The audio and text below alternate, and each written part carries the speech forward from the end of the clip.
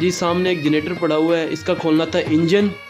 तो एक अंकल जी आए हैं, वो देकर गए हैं, उन्होंने कहा कि इसका इंजन जो है वो कर दें, और अंदर सारा जंग लगा हुआ है, तो इसका इंजन खोल रहे हैं। मुकम्मल वीडियो आप वॉच कीजिए, आपको बहुत फ़ायदा होगा।